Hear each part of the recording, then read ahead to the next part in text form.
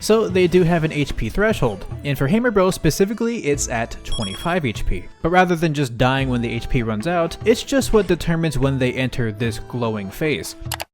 Hey, so I was wrong. To give you some more background, whenever we talk about an assist trophy, I always bring up its total HP count. These numbers are correct. This is just what it says in their parameters, everything is okay there. However, there's some other factors that were previously unknown that have come to light after Canvas K had looked even deeper into the code. Basically, these numbers are the base HP count of each assist. However, this number will change dependent on how many players there are in the match. Since our first assist trophy today after this section is going to be Tiki, let's just use her as a basis. She has 50 HP. In a 1v1 scenario, this number will stay the same, but if there's 3 players in the match, she actually now has 57.5 HP. If there's 4 players though, she'll go up to 65 HP. This multiplier goes up by 0.15 times per additional player, but then when you reach the 8th player, the total is double the base, putting Tiki at 100 HP. This is likely just to improve the assist's survivability, given how many more players there are to attack it. Okay, that's all cool and stuff, but why does that mean I was wrong? Well, for some reason, training mode has a unique property in this regard where it's always considered as having 4 players, even if I've only got these 2 present. On the one hand, it makes sense, because this setting allows you to spawn up to 3 CPUs at will, so I guess they're just considered on standby, kinda. But on the other hand, when they're not spawned in, the 1v1 multiplier is turned on. You know, the multiplier that's only on if there's just 2 players, and not 4. So these conflicting settings is what made me assume that the number of CPUs spawned in was just what the game looked at. But nope. Now we have confirmation, and with this, a lot of other things actually make sense. In the past, I said that this gold glowing state happened when an assist HP reached 0, but I also clarified that it happened just a little bit after the base HP count was reached. In Waluigi's case, this was a little bit over 31 HP, instead of just 30 HP. We theorized that maybe there was some sort of resistance or buffer of sorts, but the numbers were so close that it just felt right. Additionally, when I had tested Mother Brain on my own, after 4 home run bat swings, which would total to 120%, she started glowing, which did match her HP count, so I just chalked it up to be some niche jank and moved on. But here's how these things actually work. Assists will start smoking at half of their total HP count, and they'll start glowing at 20% of their total remaining. With quote-unquote 4 players, Waluigi's HP wasn't at 30, it was at 39. So then in order to deal 80% of 39, that needs to be 31.2%, aka a little bit over 31, just like I saw. So that explains why the gold glow happened so close to the base HP, but just a little bit higher. Cause if you multiply a number by 1.3, and then multiply that by 0.8, you're super close to that starting number. It's almost funny how that just worked out like that. Oh, and you might be wondering why Mother Brain didn't follow that same logic. Well, it's because I'm dumb, and I didn't know that her HP actually went down when the glass breaks here. Though the way it works is a bit unique. See, instead of her just having lower resistance or taking more damage or anything, her full HP gets lowered. She's essentially damaging herself, multiplying her HP by 0.8. A pretty necessary self-nerf since otherwise her HP here is a whopping 156. But if I manage to squeeze in 4 home run bat swings before the glass breaks, then we'll see that it's not enough to get her into the gold glow state, until her glass breaks, which then puts it below the 20% threshold. So yeah, that's how Assist Trophy HP actually works, and the gold glow isn't showing that they're in a special KO zone, it's just saying that they only have 20% HP remaining. For a lot of assists, you still need to hit them with something that deals high enough knockback, regardless of whether their HP is at 0 or 20% or whatever. But for others, it really does just need to be 0 to KO, ignoring knockback.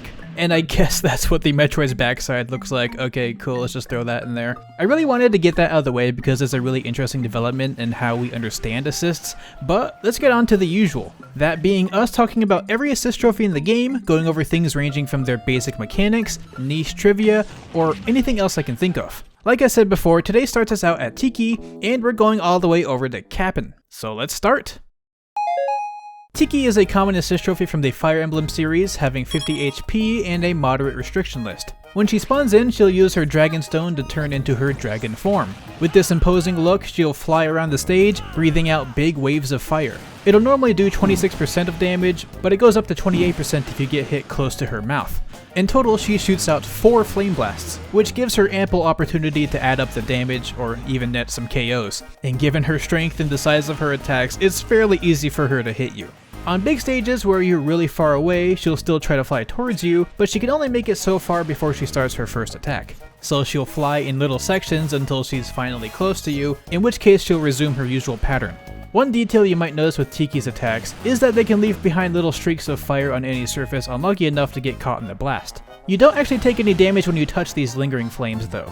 But there's a second, more powerful type of terrain fire that only appears when a surface comes into contact with the stronger portions of Tiki's fire breath close to her mouth. This version looks deadlier and actually deals a bit of damage, variant based on how long it was out for, usually around 8% or 10%, and in some stage layouts, can combo from the initial fire breath attack. And lastly, because the fire is a disjointed hitbox rather than a projectile, it can't be reflected or absorbed like you might expect from other flame breaths. Overall, quite the formidable assist, especially given her flinch resistance, so attacking her can be pretty risky. Your best bet is to try and go under and then behind her before each attack, but that's not always going to be possible, so good luck.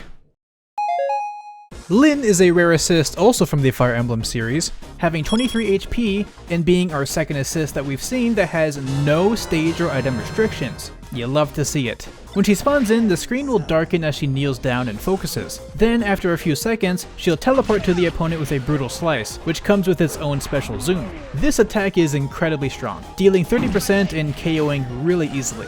Her target is chosen based on which opponent is closest to her. So if you have a certain target in mind, you could shove Lynn around to make her closer to said target, but otherwise her teleport range is unlimited.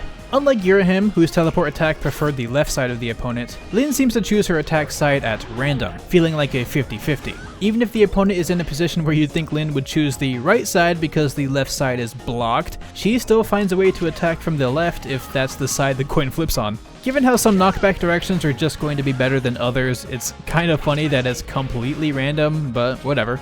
In terms of defense, you can't shield this one, and since the attack is instant, you can't really run away from it either, and counters also don't work, so your only hope of avoiding it is something like an air dodge or a spot dodge. But here's the funny thing, the timing of when Lynn attacks is actually not consistent. There's a relatively large range where she can decide to unsheath her sword, making the whole interaction nearly impossible to predict. Your best bet is to either pick a god and pray, or if you're truly locked in and playing with your life on the line, there's a handful of frames where Lynn starts to unsheath her sword before the attack comes out, which could just barely be enough to let you react to it. Though frankly, you're probably better off just attacking her, especially given how low her HP is, since then Oh, that's why she has low HP. Yeah, if you attack her while she's focusing and fail to finish her off in one hit, she'll forego any waiting and just instantly counter you with the usual powerful slash. This even includes projectiles, so you're actually pretty limited in how you can approach KOing her. Grabs still don't work, and some characters just don't have any moves that deal enough damage. So she has low HP, but her teleporting attacks counter that weakness. She's just like Sans. Whoa! Now with projectiles, you could at least use them as a way to predict the timing of Lynn's counterattack, thus having an easier time dodging it, or you can deal damage immediately after she's spawned in, thus before she can counter you, but that's really about it. Well, outside of one other unique tech, which comes from an interaction I saw when hosting my CPU item tourney, which you should go watch by the way, link in the description. I'm Sans now. Basically, if you're in the top blast zone when she targets you, she'll teleport up there, but since this is out of bounds, she despawns like any other assist does, which is before she can get her attack out. The background will stay darkened for longer than it should before awkwardly going away in an instant. I guess since she's not meant to despawn like that, the game gets scared and wets the bed, but it ends up being a pretty good tech, so keep this in your back pocket. Black Knight is a common assist, being our last Fire Emblem rep, coming with 70 HP total and only 2 stage restrictions. This is yet another character that gives off boss vibes but is in the common spawn weight anyways. His 70 HP count is already fairly imposing, but this is made even worse as his armor isn't just for show. He has actual armor, meaning any attacks that don't pack a good punch won't even flinch this hulking mass of a man. And given how strong his attacks are, the last place you want to be is right in front of him after failing to interrupt his swings. Plus, he can't grab him, and while shielding works, it's just begging to get popped like a balloon. He has a small variety of attacks, some of which having their own special zoom. There's one where he combos a spike into a big swing, dealing a whopping 45% total, or just a basic swing with a little bit of windup dealing 30%. And then he's got a relatively fast swing, dealing 26% and still having really good KO power despite lacking a special zoom. This fast swing is what he uses in the air too if he chooses to attack there. All of these slicing attacks are brutal, but he's balanced out by his speed. I mean, if you haven't noticed already, Black Knight is a slug. He's kinda like Sonic, if instead of being fast, he was slow. So the best strat ends up being to just walk away from him. Of course, your opponent probably won't let that happen, but in a perfect world, if you wanted to be cheeky, you could just keep rolling behind Black Knight, taking advantage of just how slow his turnaround and target lock-on functions are, and enjoy a light waltz with the big man. It's certainly better than trying to attack him. His flinch resistance is just brutal, and he only takes a few good swings to destroy you. But it's possible, so just pick whatever route you want. Phosphora is a common assist from Kid Icarus Uprising, having only 25 HP and only 2 stage restrictions. She has 3 attacks that she can choose from. The first are these blue bolts, which she shoots 3 of directly at an opponent and deals 8% each.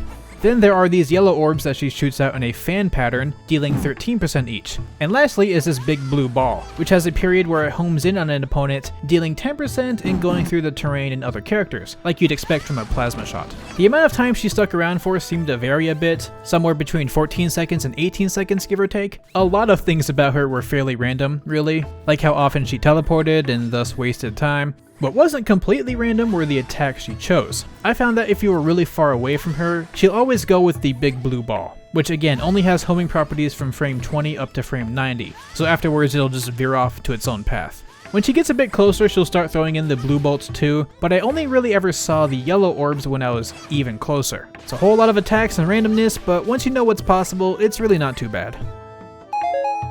Ashley is an uncommon assist from the Wario universe, debuting in WarioWare Touched, who cannot be KO'd and has quite the handful of restrictions. When she spawns in, she'll summon a purple miasma that sticks around for about 20 seconds and causes a variety of weird effects to anyone who dares step foot in it. It's a good leftover of Luigi's negative zone from Brawl. When in this purple cloud, your speed will be halved as you gradually take 1% of damage.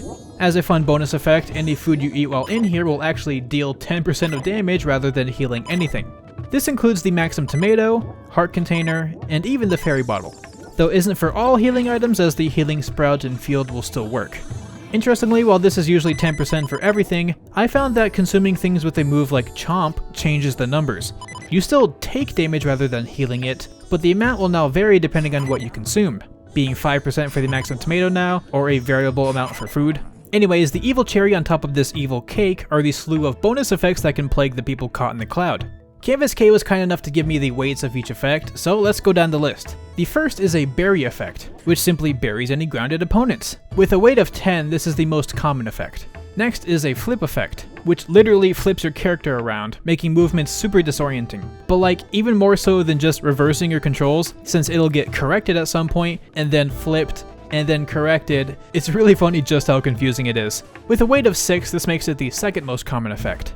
Next is shrinking you, having a weight of 4 and basically just applying the poison mushroom effect to you, including all the sound effects. Then there's a small chance you'll be turned invisible for a short period, sure love that.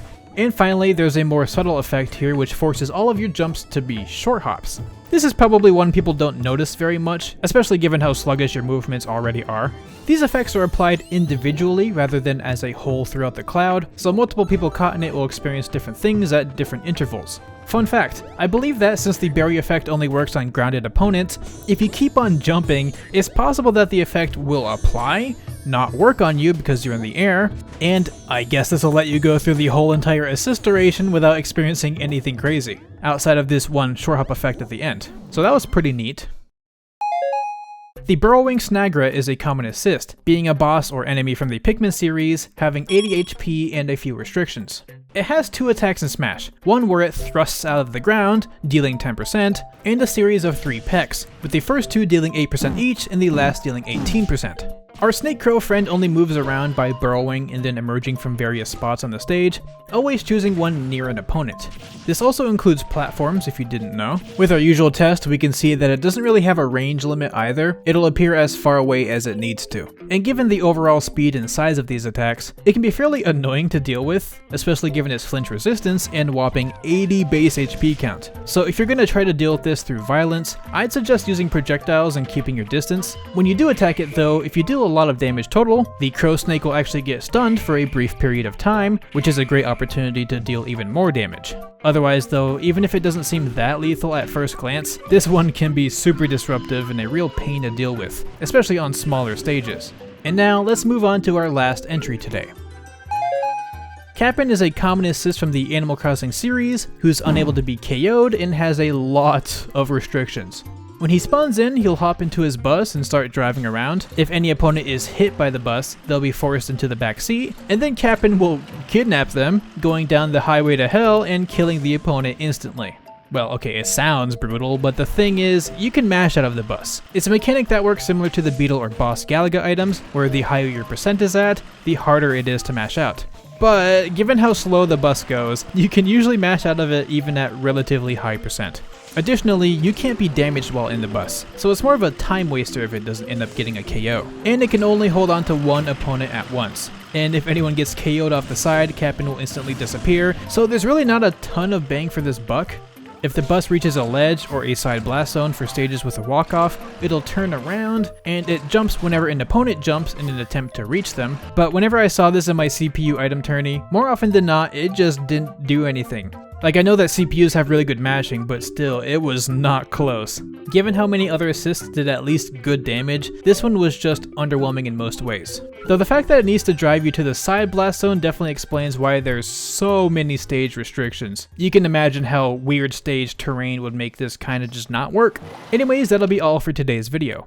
Now, if you excuse me for a moment, I want to plug myself a bit. If you enjoyed things today, I urge you to watch my past 2 uploads, being the CPU item tourney I've brought up a few times, and also the Kirby Air Riders video I made talking about copy abilities. And if you're not already, make sure you subscribe to the channel too, since I think it'd be awesome to reach 200,000 subscribers soon. We're already really close at this point. I think it'd be a cool milestone. And lastly, I've actually made a side channel recently called PK Beats and Chill. I know I have a bad reputation with keeping side channels active, but this one is meant to be a grab bag to allow myself to make content without having to worry about how it'll perform compared to my Smash stuff, and without having to spend as much time editing. As the name implies, a chill channel with commentary videos, gameplay compilations, anything else really, for really any game that I want, while I leave this channel for trivia and other things. I'll still be streaming over here, and thus the VODs will also stay here, but I think having a spot where I don't have to be worried about tanking the algorithm or whatever, and allowing me to experiment and make more casual things would just be a lot of fun. I've already got one video over there, so if you want to give it a look, I have it linked in the description. And make sure you subscribe to that channel to help get it off the ground. Please, please, please, please, thank you, please. Okay, that's enough plugging for one video, so to end things off, I want to thank my patrons Burbo, Pixelboy, Raighne, Still700, and everyone else for their incredible support. Stay casual, and I'll see y'all later.